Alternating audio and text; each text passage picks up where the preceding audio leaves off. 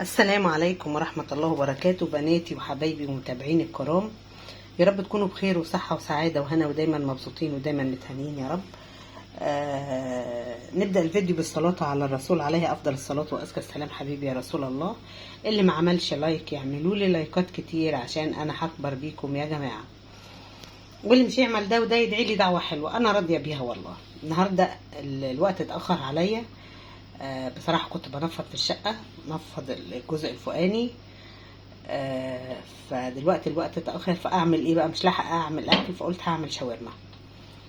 أنا عندي صدور فراخ متبلة، يعني أنا دايما بتبل مثلا الشاورما بتبلها، شاورمة لحمة بتبلها وعينها تحت إيدي.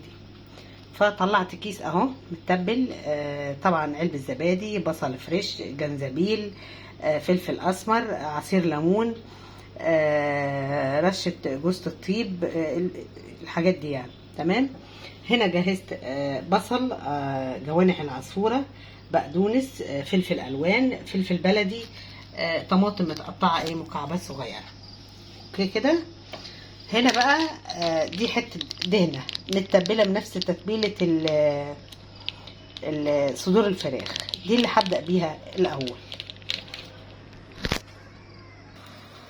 هنا نزلت بمعلقه زيت، ونزلت بحته الدهنه المتقطعه.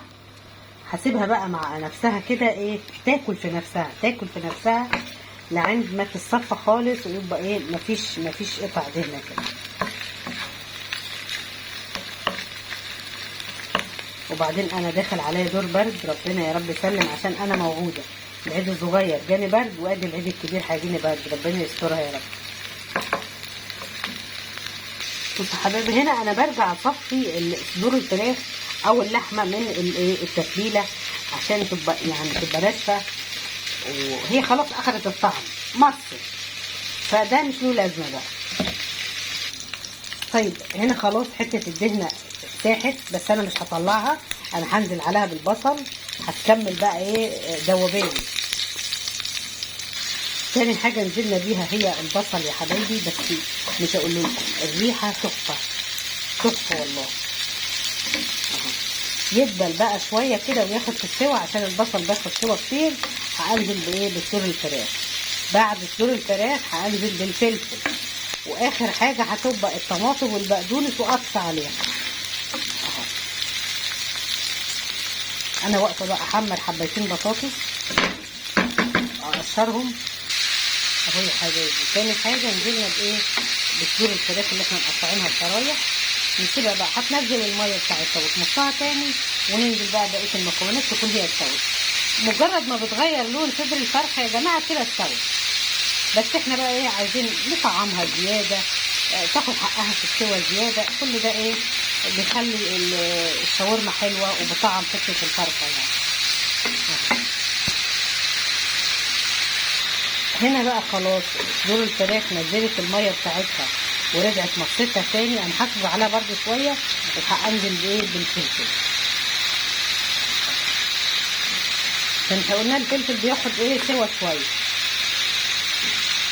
هنا الحكومه قالت لا اعملي بطاطس معاها، انا قلت فيه مخلل يعني، بس سندوتشات ومخلل وخلاص، عشان بصراحه انا تعبانه.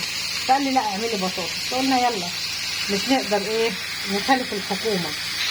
هنا حبايبي نزلنا بالفلفل، في الحاله دي بقى هنقله على العين الصغيره، عشان احط طاسه القليه عشان نقلي البطاطس، عشان مش ياخد وقت كله يطلع مع بعض. حبايبي نزلنا بالبقدونس، نديله تقلبتين، وننزل بالطماطم ونطفي اهو. على ما البطاطس تتحمر بقى نسخن العيش الجميل.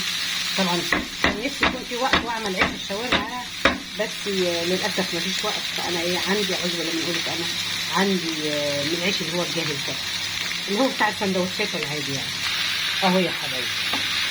كده الشاورما جاهزه، نحمر البطاطس ونسخن العيش وبألف هنا وشفا